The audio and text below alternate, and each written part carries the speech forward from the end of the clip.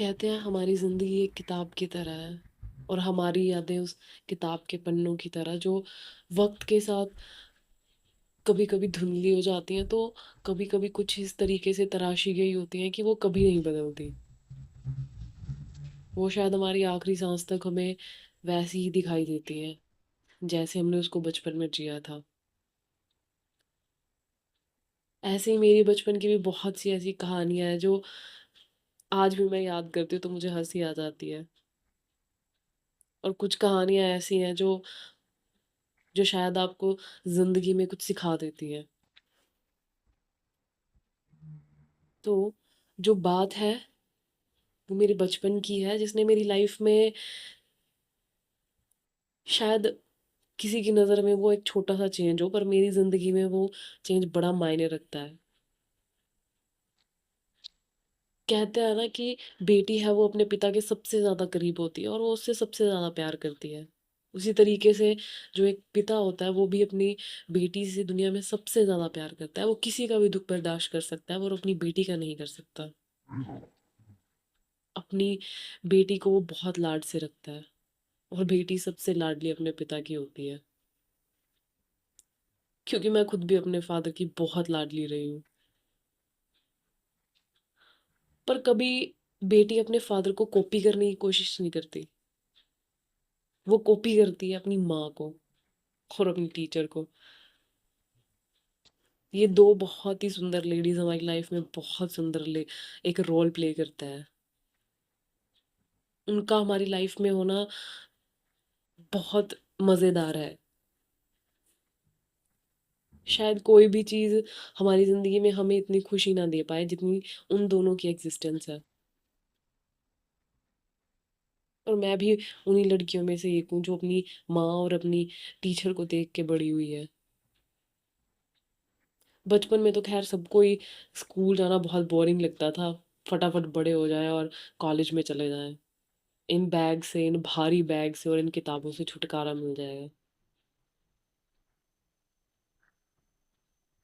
उसी तरह से मुझे भी बचपन में कभी कभी स्कूल जाना अच्छा नहीं लगता था। पर फिर भी स्कूल से वापस आकर अपनी टीचर की हर एक चीज़ को कॉपी करना मुझे बहुत पसंद था। दोपहर में जैसे ही स्कूल से वापस आते थे मैं अपनी माँ की फटाफट चुन्नी उठाकर उनका बैग अपने कंधों पे लाद के फटाफट अपने फादर का एक पेन और दादी के कमरे में जाके उनकी कुर्सी पे बैठ जाना और फिर अपनी पुरानी किताबों को खुद ही चेक करते रहना और अकेले ही बातें करते रहना कि आज तुमने होमवर्क नहीं किया, आज तुमने ये नहीं किया, तुम बहुत शरारती हो, तुम आज मेरे से मार खाओ। और ऐसे ही मुझे आदत थी कि मैंने अपने घर की छत पे चले जाना और वहाँ पे जो पड़ोसी के घर से पेड़ों की टहनियाँ मेरे घर की छत पे आती थी मैंने उनको डंडे से खूब पीटना। मज़ा आता था टीचर को कॉपी करना। गर्मियों की छुट्टियों में भी बस यही काम रहता था कि कहीं चला जाए, कहीं पेड़ दिख जाए, बस उस पे लगे हुए फूलों को इकट्ठा करके रख लूं अपने पास। कभी दिल में आया ही नहीं कि अपनी एक पल की खुशी के लिए, थोड़ी देर की खुशी के लिए मैं कितने सारे फूलों को तोड़ देती थी। ऐसी ही कुछ कहानी है मेरी कि मैं गर्मियों की छुट्टियों में एक दिन ऐसे ही अपनी सहेलियों के घर जाकर उनको साथ में लेके गई कि आज तो चाचा के खेत में लगे उस सुंदर से पेड़ के सब फूलों को तोड़ लूंगी, आज उनसे ही खेलूंगी।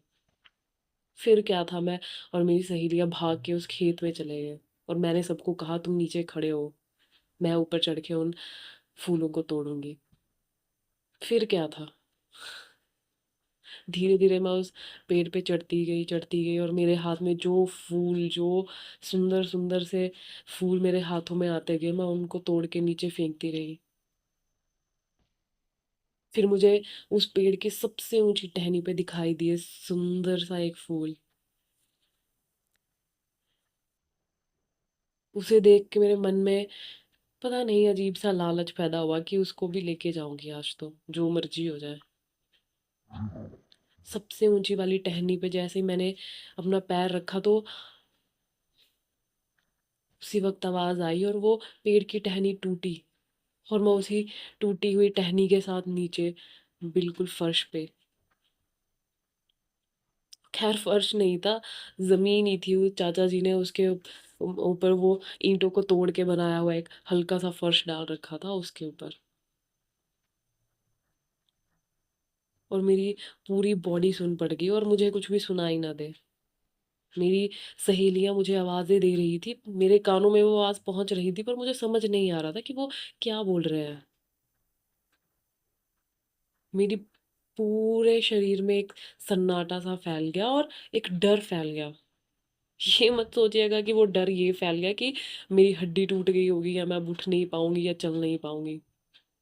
डर सिर्फ एक था कि आज तो माँ नहीं छोड़ेगी, आज तो सिर्फ गालियां नहीं पड़ेंगी, आज तो डांट, डांट के साथ साथ मार भी खानी पड़ेगी।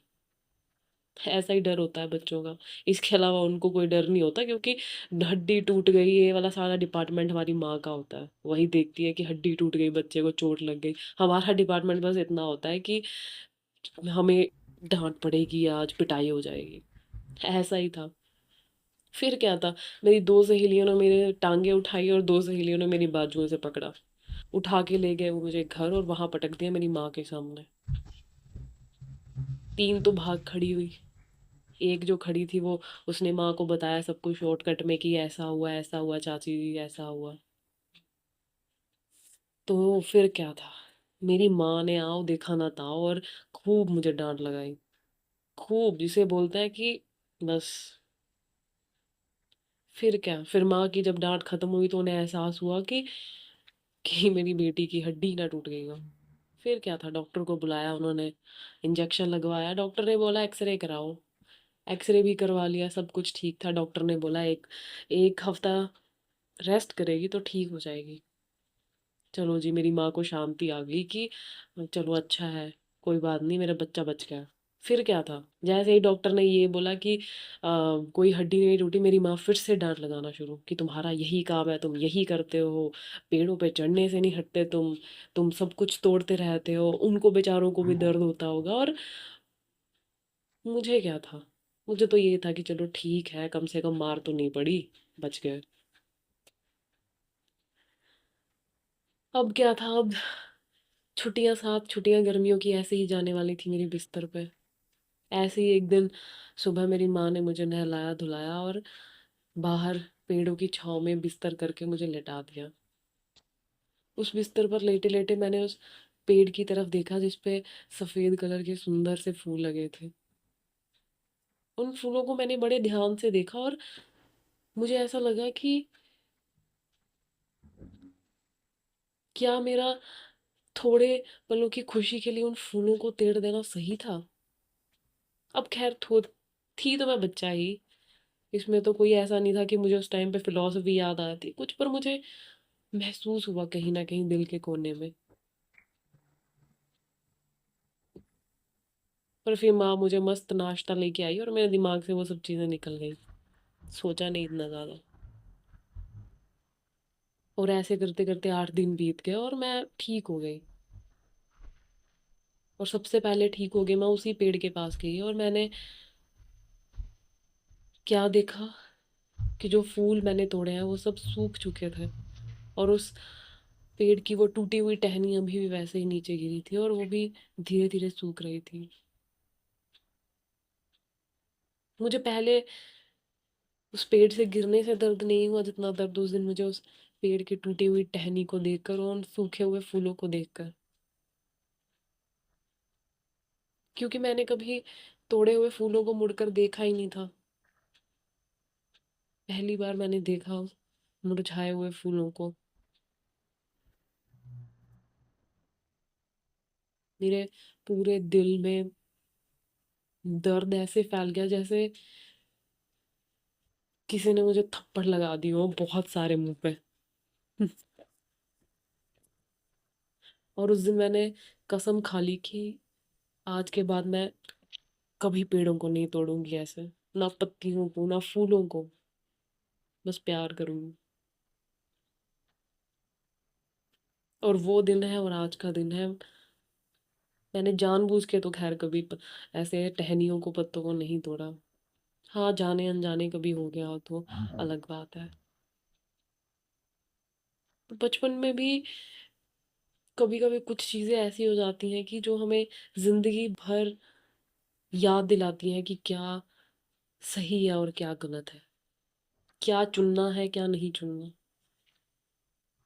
ख़ैर आपकी भी ऐसी बहुत सी कहानियाँ होंगी, तो आप मुझे कमेंट करके ज़रूर बताइएगा कि आपको मेरी स्टोरी कैसी लगी। मिलते हैं अगली कहानी के साथ, आपकी प्रिय लेखिका।